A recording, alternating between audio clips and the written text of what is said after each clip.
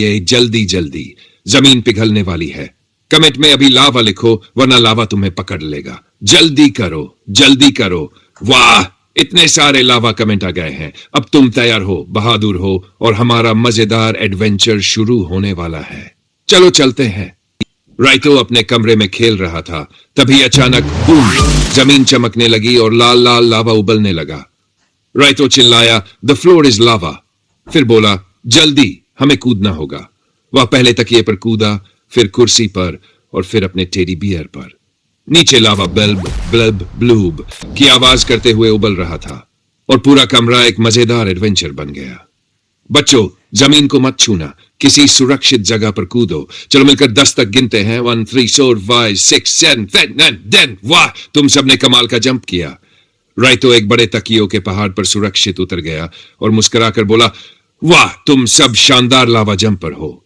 नीचे लावा उबल रहा था लेकिन सब मजे से खेल रहे थे। तभी अचानक लावा के ऊपर एक पतला सा पुल बन गया और राइतो बोला, हमें बिना गिरे इसे पार करना होगा। उसने कहा, बच्चों, रोबोट की तरह चलो। सब लोग सावधानी से चले, स्टेप स्टेप, हाथ सीधे, बीप बूप, गिरना नहीं। कुछ सेकंड बैलेंस बनाने के बाद राइतो मुस्कुराया और बोला, शानदार बैलेंस, और वह सुरक्षित पुल पार कर गया।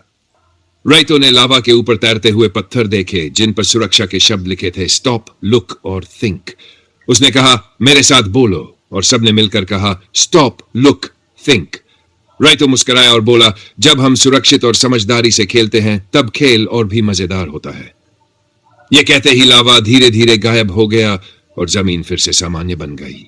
राइतो खुशी से हंसा और बोला, यह तो सबसे मजेदार खेल था। उसका कमरा फिर से सुरक्षित, साफ और खुशियों से भरा हुआ था। जमीन सामान्य हो चुकी थी और उसके सारे खिलौने अपनी जगह पर थे। अब आपकी बारी है। नीचे कमेंट में बताइए कि आपने सबसे पहले कहां छलांग लगाई, कुर्सी, बिस्तर या तकिया। मजेदार एडवेंचर्स के लिए लाइक, शेयर और सब्सक्राइब करना ना भूलें और हम अगली गेम में फिर मिलेंगे।